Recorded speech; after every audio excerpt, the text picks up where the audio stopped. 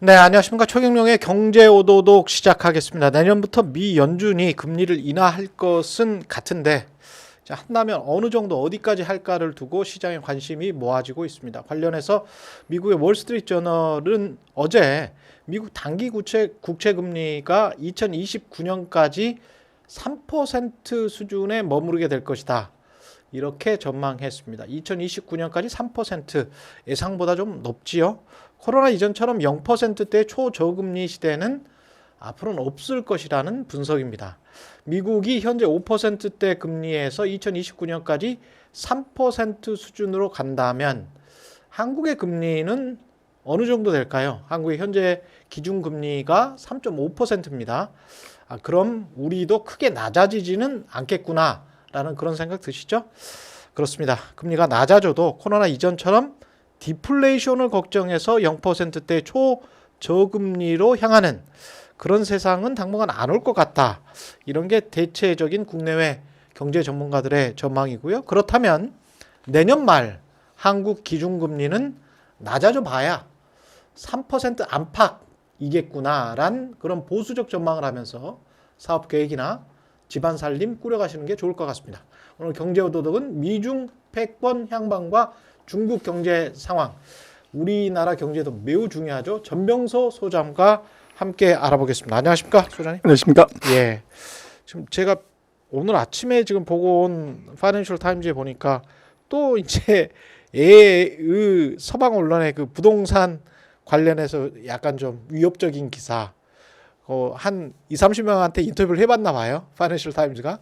그랬는데 자기들은 이제 집을 팔지도 못하는 상황이고 집 가격은 엄청 내렸는데 정부 수치로만 보니까 뭐 한 1-2%밖에 안 내렸거나 뭐 보합이거나 뭐 이러더라. 그래서 이제 데이터 자체를 믿을 수 있느냐 뭐 계속 이제 이런 지적을 파이낸셜 타임즈든 월스트리트 저널이든 뭐 계속 해오는 것 같은데요. 10년 이상. 어떻게 보십니까? 이렇게 서방에서 이 데이터 자체를 못 믿어서 뭔가 일어날 수도 있다라는 그런 전망의 기사가 계속 나오는 거는. 뭐 그게 아니 땡굴뚝 연기 나랴 하는 거지만, 예. 근데 그 연기가 뭐 10년째 나고 있는데 불이 안 났다는 게 그게 중요한 것 같아요. 그렇죠. 그래서 예. 뭐 예전에 방송하실 때도 그랬었지만, 예. 뭐 우리 4년 전에도 똑같은 이야기했죠, 방송을 사실은. 했는데, 예. 그때는 이제 헝다부동산이라고 예. 그 중국에서 제일 큰 부동산 한 2조 4천억 정도 되는 회사가 부도났을 때 예. 뭐 끝없이 그 얘기를 했고, 예. 그 4년이 지나가지고 지금 이제 백개원이라고 하는 회사가 부도났는데 이거 예. 한 1조 4천 정도 돼요. 그때 비하면 절반도 안 되는 회사가 하나 부도난 것 같고 얘기를 하는데, 제가 볼 때는 우리가 중국 부동산에 좀 다르게 봐야 되는 건 두 가지인데, 하나는 이 정부가 죽일 수도 있고 살릴 수가 있다. 그래서 이게 하나가 있고, 그래서 최근 3년 동안에 중국 부동산이 왜 죽었냐면, 우리는 뭐 돈을 너무 많이 풀어가지고 부동산에 돈이 많이 가서 이제 그렇죠. 버블이 터져서 우리 지금 문제가 되는 건데, 그렇죠. 중국은 3년 동안 부동산에 대출을 안 해줬어요. 돈을 안 줘서 부도가 난 거죠. 그렇습니까? 그게 이제 예. 근본적으로 다른 예. 건데, 이제 우리는 중국에 버블이 터졌다는데 버블이 터진 게 아니고 예. 돈이 없어가지고 이게 자금 빈곤 때문에 부도가 난 거죠. 이게 이제 정부가 그 시진핑 집권하면서 공동 부유론이라는 걸 하면서 그렇죠. 같이 잘 먹고 잘 사자 그러면서, 같이 잘 먹고 잘 사는데 아주 나쁜 놈 세 놈이 있다. 예. 첫 번째가 부동산 투기해가지고 서민들 힘들게 하는 부동산 업계. 두 번째 독과점으로 서민들의 주머니 터는 이제 플랫폼 기업. 예. 세 번째가 이제 부모들 등골 휘게 하는 사교육 업체. 이 세 개를 이제 2021년부터 죽인 거죠. 그래서 그게 내리 이제 한 3년 동안 죽이는데, 부동산 같은 경우는 보통 한 1년 반 정도 제재하고 나면 가격 떨어지면 그걸 풀어놔야 되는데, 중국 이번에 3년을 그대로 왔었어요. 그게 문제인데, 두 번째는 이제 중국에 돈 빌려준 회사들이 그러면 부동산발 금융위기라고 하면 은행이 부도나야 되는 거거든요. 그렇죠. 근데 중국의 은행들은 좀 국가은행이에요. 그래서 공상은행, 건설은행 많은 게 우리 같은 산업은행하고 같은 거죠. 그러네요. 우리나라에서 제일 뭐 이제 농담이지만 제일 부실한 은행이 어디냐 그러면 산업은행이죠. 우리나라 부도난 기업은 전부 산업은행이 그렇죠, 그렇죠. 갖고 와서 예, 구조조정해서 재매각하잖아요. 그렇죠. 그래서 예를 들면 뭐 D조선이다. 부도난 어떻게 하냐? 출자 전환 다 시키죠. 그렇죠. 채무를 다 주식으로 전환하고 그리고 기존 주주의 지분을 소각해버리고. 그 주식은 산업은행이 가지고 있고. 그래서 아니죠. 예, 산업은행이 대출해진 돈은 예, 주식으로 전환하니까 예. 산업은행이 대주주가 되는 거죠. 예, 그리고 기존에 있던 주주는 소각을 해버리고 예, 너 잘못했으니까 아. 지분 포기해라. 예, 그리고 난 다음번에 예를 들면 하나그룹을 이제 30% 지분 이제 새로이 투자받게 해서 주인을 찾아줘 가지고 되살리는 것. 그렇죠. 이게 이제 우리 산업은행이 하는 예를 들면 최근에 에이시엠뱅 같은 것도 마찬가지고 대우조선 같은 경우는 마찬가지인데 그 방식으로 구조조정을 하죠. 그러면 우리는 그렇게 구조조정할 수 있는데 중국은 그 방식을 못 쓰거나 안 쓰냐 그거 아니면 똑같이 그렇게 합니다. 그래서 중국의 부동산 문제는 제가 볼 땐 정부가 지금 손을 댔기 때문에 그것은 금년 7월 달에 벽개원이 부도난 게 그게 끝이다. 아, 그게 그래서 끝이다. 앞으로 뭐 그런 위기 문제라든지 부도 문제라든지 이런 것은 썰만 나올 뿐이지 다시 나올 가능성은 없다. 저는 그렇게 봅니다. 그렇군요. 그러면 최근에 뭐 사실상의 기준금리라고 하는 대출 우대금리 있지 않습니까? 인민은행의 대출 우대금리를 동결한 것도 어떻게 보면 동결해도 인하를 크게 안 해도 뭐 그냥 살 수 있다 그런 이야기인가요? 근데 이제 예. 그 전 세계가 다가 이제 금리를 왕창 올려놓은 상태에서 예. 중국만 LPR을 계속 낮췄거든요. 음. 근데 LPR이라는 게 대출 우대 금리예요. 예. 사실은 부동산 사는데 금리를 낮춰줬던 거죠. 아, 그래서 그걸 충분히 낮춰줬고 예. 그리고 이제 지금 뭐 대출 금리 낮춰준다 그래가지고 집 사냐 우리도 마찬가지지만 근데 그게 아니고 중국은 이제 어떤 시스템이냐고 하면은 집을 살 때 다운페이로 예를 들면 40% 내고 나머지 60%를 30년 동안 모기지로 갚는 이런 구조예요. 예,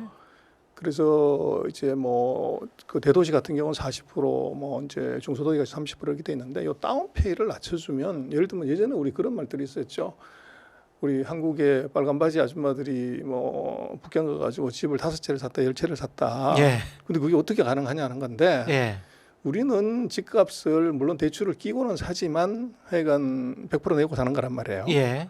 근데 중국은 다운페이 20% 내고 80%는 모기지로 외상으로 사는 거기 때문에 아, 한국에서 대출은. 집을 한 채 살 수 있다고 하면 중국에서는 5채를 살 수 있는 거죠. 아, 그래서 만약 이걸 10%로 낮췄다 그러면 10채를 살 수 있는 구매력이 생기는 거고. 그렇군요. 그래서 이제 중국에서 수요의 그 진작에 가장 큰 건 다운페이를 40%라냐 20%라냐 요게 중요한데 그 사이는 그걸 사상 최대로 올려놨었어요. 근데 그걸 그렇군요. 이번 그 7월 달 이후에 이거를 다 10%씩 낮췄어요. 10%씩. 예. 그래서 예전에 예를 들면 이제 40%를 내고 예. 집을 샀던 거를 30%로 아, 또는 30%를 20%로. 예. 그 예를 들면 이제 30% 20% 낮췄다는 건 예전에 집을 한 채밖에 살 수 없었던 사람이 똑같은 돈을 한 채 반을 살 수 있게끔 만든 거죠. 그럴 수 있네. 그래서 예. 그런 식으로 부동산에 대한 규제를 이제 수요 규제를 다 풀었고 음. 그다음에 아까 말씀드렸지만 중국의 최근 3년간에 그런 회사들이 부도났던 가장 큰 이유가 2021년에 빨간색 선을 3개를 그어가지고 요 금을 밟으면 대출을 안 해준다. 그래서 예. 흥다든 뭐 벽개원이든 녹지든 전부 거기에 걸려가지고 은행에서 추가적인 대출을 못 받아서 부도가 난 거예요. 아, 근데 금년 9월달, 10월달에 이제 그 규제를 완전히 다 풀었고 오히려 최근에 보면은 큰 회사들한테 50개를 정해가지고 이 회사들한테 자금을 우선적으로 지원하겠다. 화이트리스트를 만들어서 이제 부동산 회사한테 돈을 지원하는 프로그램을 가져왔고 예. 또 은행들한테 우리도 그렇습니다만 뭐 은행 이익 많이 났다고 그러니까 은행 목 졸라가지고 이제 뭐 이자다 환급해 주라는 거잖아요. 예, 예. 그렇듯이 중국도 은행 평균 대출 증가율보다도 부동산에 대한 대출 증가율이 낮으면 안 된다. 그 얘기는 더 많이 대출을 해주라는 거죠. 예. 이제 그런 식으로 틀어놨기 때문에 제가 볼 때는 그 중국 내부를 들여다보면 그 사이 문제가 됐던 걸 싹 다 풀었다. 싹 다 풀었다. 풀었고 예. 그리고 지금 금리 같은 경우는 이제 아까 말씀을 드렸지만 중국은 가격 기능을 갖고 작동되는 나라가 아니에요. 예. 금리를 올리거나 내리거나 해가지고 이게 뭐 이제 그 구매에 영향을 미치는 게 아니고 그래서 이거는 그 중국 같은 경우는 실질 금리가 낮기 때문에 중국이 전체적인 유동성을 조절할 때도 금리를 올리고 내려가는 것은 그건 폼을 하는 거고 정부가 이런 의지를 갖고 있다는 시그널을 보여주는 것이고 실제로는 전체 1년간의 대출을 몇 조를 해줄까를 정하는 것. 그 작년보다도 대출이 얼마 늘었냐가 실제적으로 유동성을 얼마나 푸냐 주냐의 기준이지 금리를 5에서 4로 낮춘다, 3에서 낮춘다 이것은 금리가 시장화돼 있지 않아요. 그렇군요. 그래서 시장 금리를 반영하지 못하기 때문에 예. 그것이 지금 금리를 동결했다거나 인하했다는 것을 우리나라 미국처럼 보면 안 된다는 겁니다. 그러네요. 중국은 가격 기능이 전혀 작동하지 않아요. 대신 동결이나 이제 낮췄다고 하는 것은 정부의 정책 의지가 돈을 풀겠다는 의지, 그리고 지금보다도 더 이상 유동성을 압박하지 않겠다는 의지로 해결하는 게 해석하는 게 중요해요. 그럼 앞으로는 돈을 좀 풀겠다는 거네요. 그러면 동결하겠다는 거는? 이미 부동산에 대해서는 당연히 돈 풀고, 예. 그다음에 아까 말씀드렸던 것처럼 이제 집을 사는 사람도 이게 구매력을 높여주고, 그리고 또 재미난 것은 우리도 보면 생애 최초 주택에 대해서는 우대금리를 적용하잖아요. 그렇죠, 그렇죠. 중국도 이제 그런 게 있었는데 이번에 뭐를 했냐면 생애 최초고 뭐고 관계없이 기존에 집이 있었던 없었던 관계없이 다 팔아가지고 현재 집이 제로면 예. 집을 새로 이제 장만하는 경우에는 무조건 우대금리 적용한다. 이제 그런 것까지 이제 시작을 해버린 거죠. 예. 그래서 제가 볼 땐 최근 3년 동안에 그 어떻게 보면 아젠다에 함몰된 정책을 완전히 다 이제 엎어버리고 예. 새로이 이제 시작을 한 걸로 보여져요. 그래서 부동산 리스크는 아까 말씀드린 근본적으로 뭐 월스트리트 저널이나 파이낸셜 타임즈도 어떻게 얘기를 하든 간에 은행이 부도나지 않는다면은 중국의 부동산 위기는 없다. 그렇군요.